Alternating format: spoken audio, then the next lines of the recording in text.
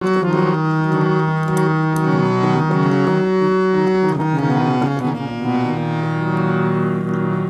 बहुत ही सुंदर गीत प्रस्तुत कर रहा हूँ और इस गीत में विरह भाव है।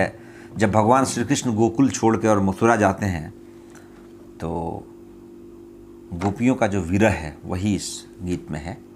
तो आइए सुनते हैं।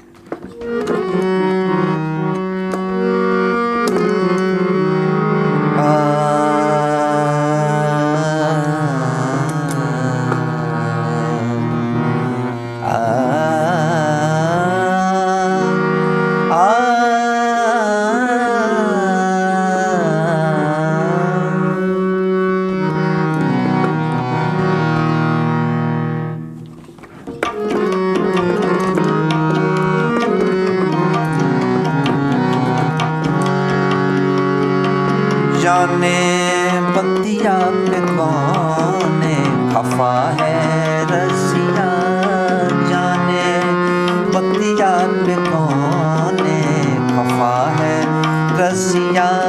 सखी हो भेजल ना एक भेजल ना एक बलम बतिया।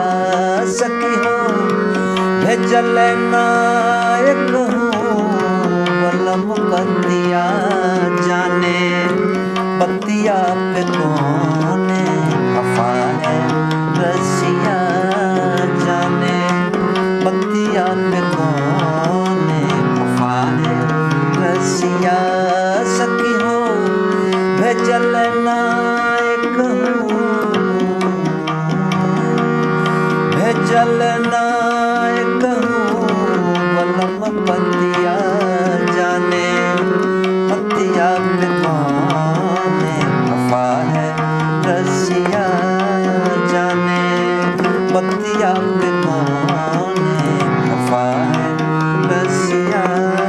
जाने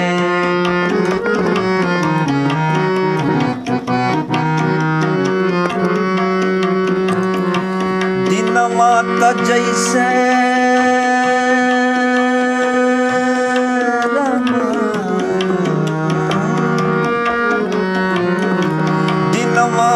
जैसे रामा रो रो बिताई है, रो रो बिताई दिनवा तो जैसे रामा रो रो बिताई। नाही काटे कटेली हो, नाही काटे कटेली अब अकेली रतिया। जाने बतिया पे कौने खफा है रसिया। सखी हो भेजल न एक भेजल न एक बलम बतिया। जाने बतिया पे कौने खफा है रसिया। जाने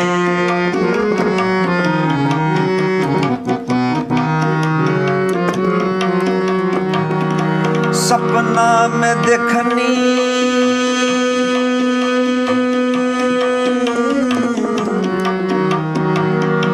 सपना में देखनी बलम घर अइले हैं, बलम घर अइले हो।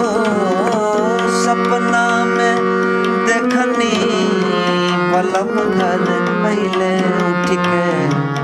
उठ के खोलनी के वड़िया, उठ के खोलनी के वड़िया मिसत अखिया।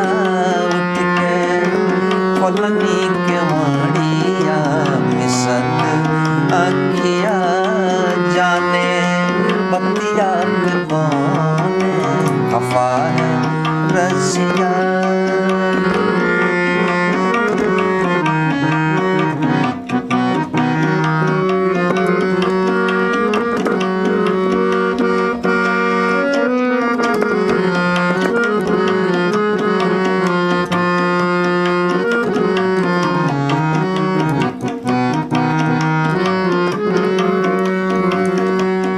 एक मन करे